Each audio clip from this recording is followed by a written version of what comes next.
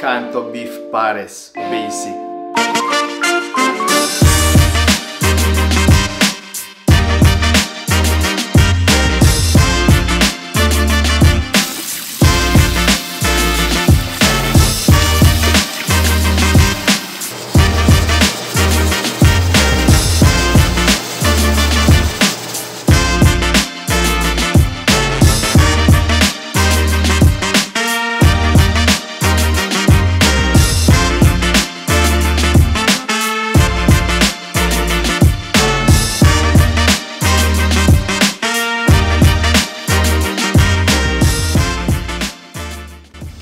Guys, welcome back to another episode of Mind Survive. Today, magluluto naman tayo ng Kanto Pares.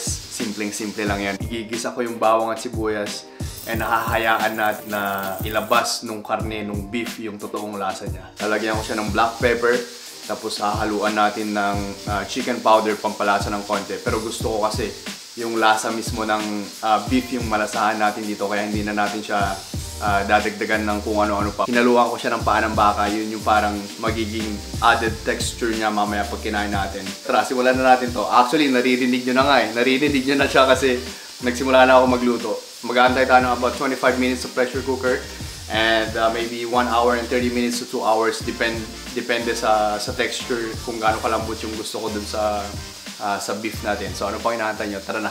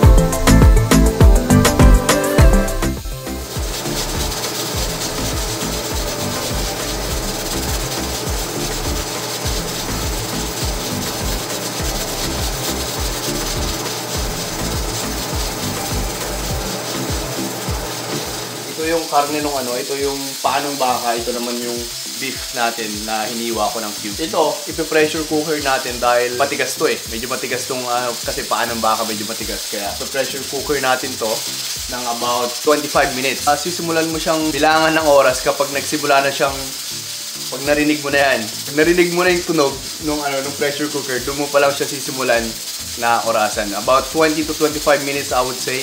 Pero kung kulang pa siya mamaya, dadagdagan natin. Pero I think okay na yun. 25 minutes yung nilagay ko dito. So mag-aantay tayo. So ito yung mga yung mga nilagay natin. Black pepper,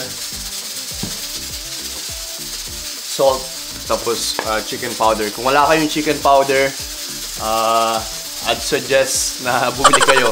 Mga nagtatanong pala kung ba't ko siya nilalagyan ng chicken powder, yun yung parang substitute ko sa MSG. So instead na gumamit ako ng MSG, ito yung ginagamit ko, chicken powder. So lahat ng niluluto ko, yan talaga yung parang pampalasa ko. Added flavor siya. So antayin lang natin to, about 25 minutes tong isa. Ito naman, I would say 1 hour 30 minutes to 2 hours. Medyo matagal to. Pwede ko rin siya yung pressure cooker, pero ayaw ko yung pressure cooker to kasi parang baka hindi ko matansya yung lambot niya. Meron kasi akong certain texture na gustong ma-reach dito sa beef na to. Kaya babandayan ko na lang siya, hindi ko na siya pressure cooker. So, yun yung gagawin natin. So, yeah, balikan natin ito mamaya kapag medyo malambot na sila.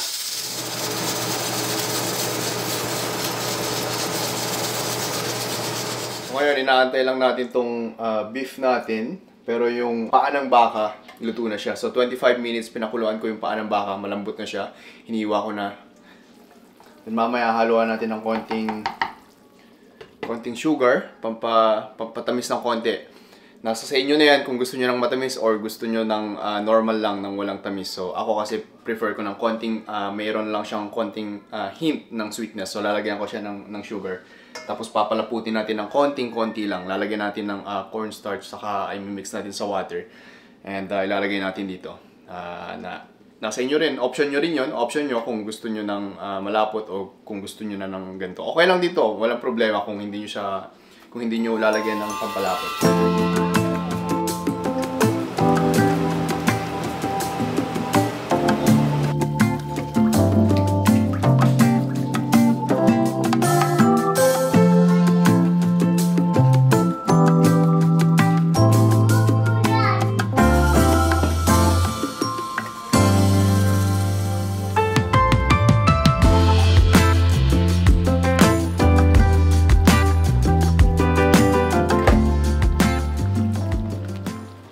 Canto Pares. And natapos na. Napakasimpleng gawin.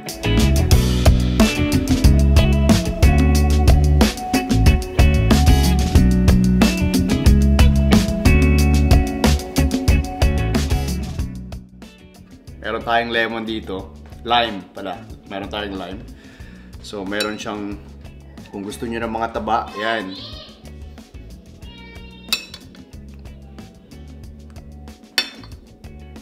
Meron din tayong yung paa ng baka kanina, yung beef skin. Okay, inaantay natin. Tikman na natin to. Yun, no?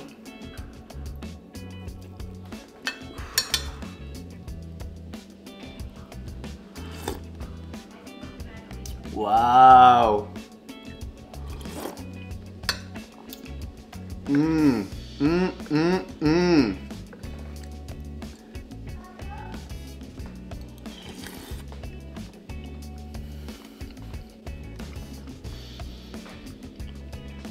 Wow.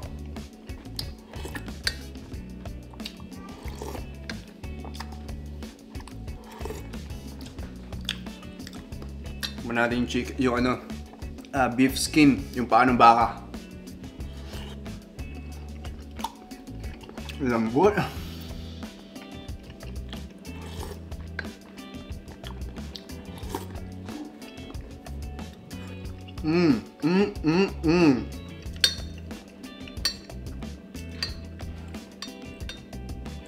Ito yung laman na may konting taba.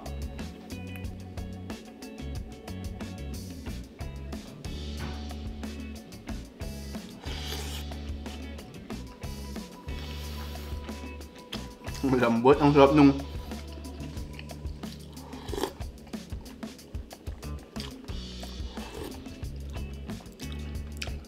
nung lime.